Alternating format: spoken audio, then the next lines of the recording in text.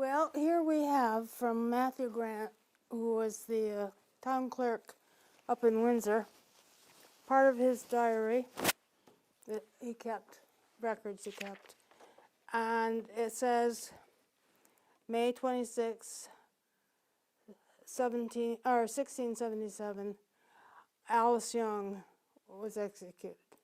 She was the first one executed for witchcraft, and that was up in Windsor.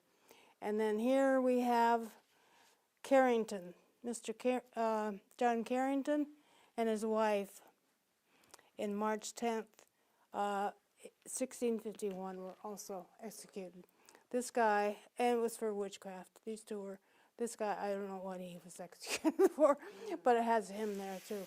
So that's an actual copy of a record at the State Library. And so so the first one we believe was in Windsor. Yes, a woman named Alice Young. A-L-S-E, they spelled it. Okay. But they spelled things all over the map. What else do we have here? We have a petition by, notice this signature, Catherine Harrison. She was a literate person, and she's petitioning the state, or the colony, for redress from the injuries that she has suffered to her cattle. An ox being lamed, pigs having their hind legs cut off. A lot of the neighbors were doing this to her. And they spoiled her hops. Now hops are used in making beer, which was done at home at that time. So that is her petition to the magistrates. And she wanted And someone. she wants redress for what has happened. She is going to be the last person charged with witchcraft in Wethersfield, in this area. And she was tried. I will tell you a little of her history. It's very interesting. She was a woman who came to Hartford as a servant of John Culloch. And she had the unfortunate practice of telling fortunes, which is always dangerous. And she claimed that she was a student of John Lilly, who was an English occultist and philosopher and astronomer, and had written a book. And she had read his book. And some of the things she predicted came true. Now, she predicted a fellow servant would marry not the man she was betrothed to, but a man named Simon, which she did. Now, I don't know if she was really telling a fortune or she was picking up on clues that she was seeing. But she also had the reputation, as one person who knew her at that time said, that she could spin more thread than anybody should be able to do unless they had diabolical help. So she was probably very adept at doing that kind of thing.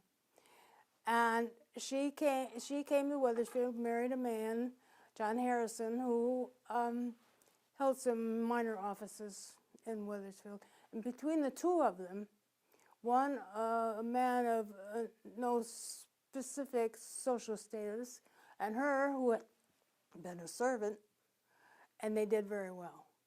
When her husband died, he left an estate of around £1,000, which was a lot of money. And right away, trouble started. She was now a widow. She had 3 daughters, no sons to leave the estate to. Her daughters got some legacies, and she actually went back to the court to try to get them a bigger legacy. And she never remarried. Now, she had all this money that was going to be in her care, no male heir to handle the money, no male that she remarried to handle that money. And believe me, there was a thing about men wanting to remarry a wealthy widow or a widow who had land to get their hands on that money and land. And we're talking around what years here? We're talking about the 17th century. She was started being brooded for this in 1665, or maybe even earlier than that. It was kind of a tail end of that Hartford, Wethersfield outbreak of witch hysteria. And the upshot was she was tried twice.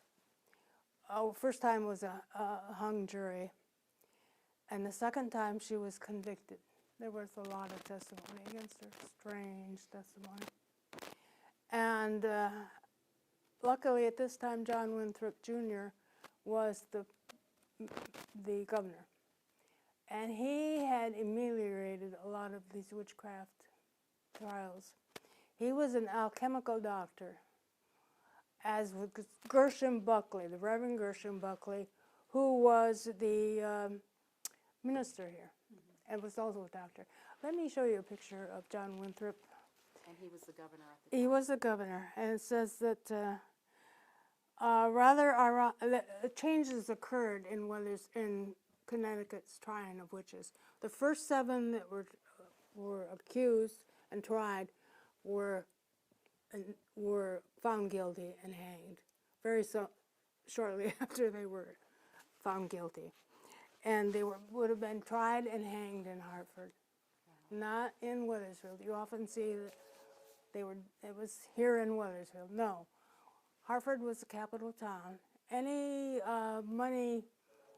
thing where money was involved over a certain amount, those were tried in Hartford. All capital crimes were tried in Hartford. They were tried and executed in Hartford. But you said ultimately of the 7, 3 of them were from Wethersfield, correct? Yes. Okay. Yes. Okay. Those first 7. These are the actual indictments Oh, wow. of from the particular court records. These are copies, but it has Nathaniel Greensmith, thou art indicted by the name of Nathaniel Greensmith for not having the fear of God before thine eyes. Thou hast entertained familiarity with Satan, the great enemy of God and mankind, and by his help hast acted things in a supernatural way, beyond human abilities in the natural course, for which, according to the law of God and the established law of this commonwealth, thou deservest to die. And they had the same thing for his wife. And they were hanged very shortly. Isn't that powerful to read that? Yes, it is. What comes up for you as a historian in this community when you read things like that? What comes up for me? Yeah. Well, the weight of the law. And the Puritan idea, in fact, the witches does not deserve to live. That's in the capital laws here. If any man or woman be a witch, that is, hath or consulted with a familiar spirit, they shall be put to death. And that is, it references the Bible, Exodus, Leviticus, and Deuteronomy. It says in the Bible, thou shalt not suffer a witch to live. And that's a copy of the law. That's a copy of the Code of 1650. Wow. So. All right. And we have the like thing for the Carringtons. John Carrington, and it's the same wording. So for it wasn't each of just them. women. No, no. In fact, these were a husband and wife, and the Greensmiths were a husband and wife. Men could be also. They were executed up in Salem too. Yeah. If you've ever seen the Arthur Miller play, which pretty much summarizes what the people around here who were tried for witchcraft. Some of them fled, like Catherine Palmer and her husband. They fled to Rhode Island, as I said before. James Wakely, who was also accused from Wethersfield, fled. There are a few other from Hartford, husband and wife, who fled, leaving their lands and estates here, and in some cases their children. So. This is really interesting. And this is about Catherine Harrison. Okay. I think people did not like her for several reasons. She was probably one of these women who had a superior attitude that kind of irritated people. And she had come up from being a servant. She had gotten away from the social norms of the time. People usually didn't rise that fast. Not that servants didn't make it, former servants didn't make it here, because they did. But the fact that the two of them rose abruptly from relatively poor people to relatively wealthy just was against the social norms. So when people think of witch trials, Salem, Massachusetts always comes up for everybody because of the arts, right? The arts have kind of put that in folks' mind. But then I hear other people tell me, well, you know, there were actually more witches tried in Connecticut than Massachusetts. Is that accurate? Up until the Salem Witchcraft Trials, yes, it is accurate. And we don't have to get into specifics, but just elaborate on that a little bit for me. Well, the first execution for witchcraft was Alice Young up in Windsor in 1647. The second one was Mary Johnson here in Wethersfield. And the next two were the Carringtons here in Wethersfield also. And we're talking about all of the colonies. So the first... We're talking about New England. New England, in New England. I don't know about Okay. Virginia or perfect. further south. So just want to be clear but about that. in New England. In New England. Yes. And during the time, when you look at, because I'm sure you've probably examined a lot of newspapers of the time, a lot of media of the time, what people... They didn't have newspapers. Oh, they didn't? Oh, they didn't? Oh, okay. Not here. Okay. Boston may have had them, but not here. From what you understand of the time, what was the culture, what was the sentiment in the community like? I mean, was there really an effort underway to try to point out and uproot people who were accused of witchcraft? And where did that come from? No, it wasn't an organized effort to find witches. No. If you read John Demos's book on entertaining Satan, he goes into a lot of factors that made this milieu, that made people be accused of witches. And there's social, and there's psychological, and there's sexual, and there's the status of the person. He does a thing where he says that, a great percentage of the women who were accused of witchcraft were of middle-aged and probably had gone through the change of life, were widows, were of a lower social status, were often practitioners of medicine, whether people wanted them there or not. Some successful, some not.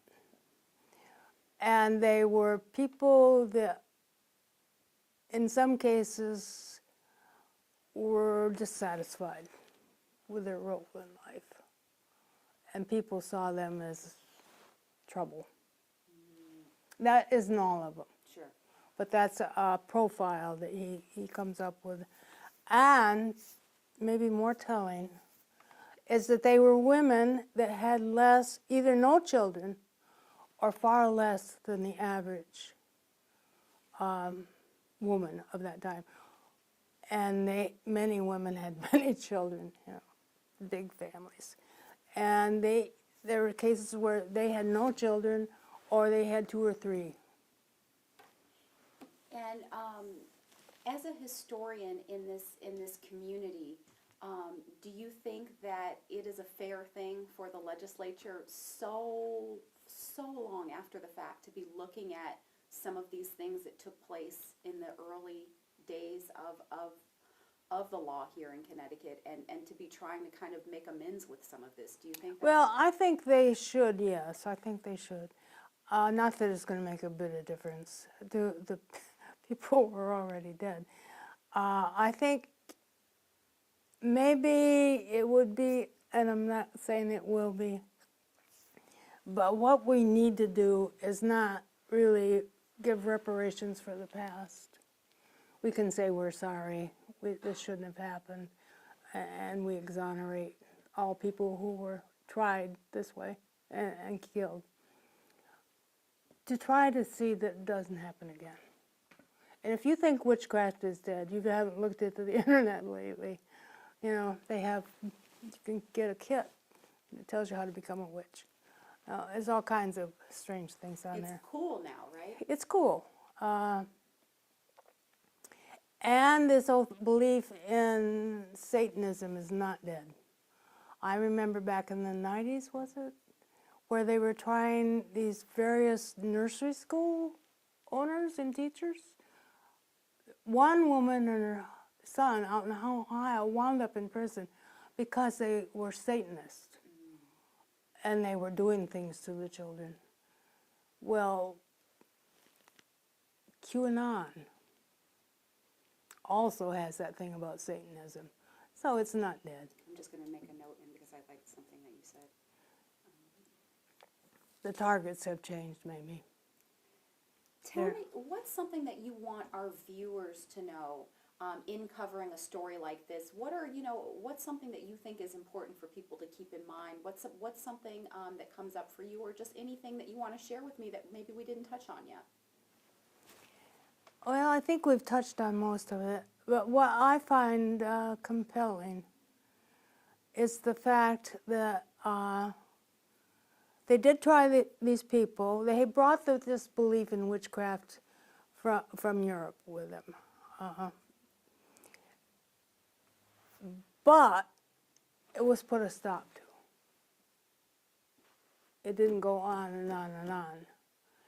And when it comes to Salem, I think something that is very American about these witchcraft trials here, the aftermath of them, not so much in Connecticut, but in Salem, people apologized and begged to be forgiven.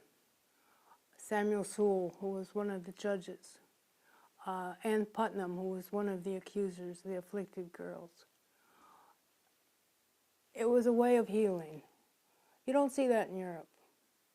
And in this case, Winthrop was not only interested in doing justice in these cases, but in making the people that were doing the accusing not feel that they did something wrong, while exonerating the victim of their malice. So he was very successful at that. And I think that is a very American, something that maybe was there at the time, but got carried over, or maybe it was something about the milieu here. I don't know, but you don't see that at all in Europe. No. Now, is it fair to say, and I just want to, just for clarification purposes, is it fair to say that in looking at the history of the witch trials in Connecticut, that most witches were persecuted came from this town? Is that accurate? Not in Connecticut. No, okay. No. Okay. They were from other towns. In fact, there was one last hurrah in Fairfield. And one was convicted, but it was overturned again, using the same reasoning that Grisham Buckley had come up with. And if you look at the history of it in its entirety throughout the state, how many people are we talking? Are we talking dozens? Are we talking? Hang on a minute, I have this, I don't remember No worries. statistics that well.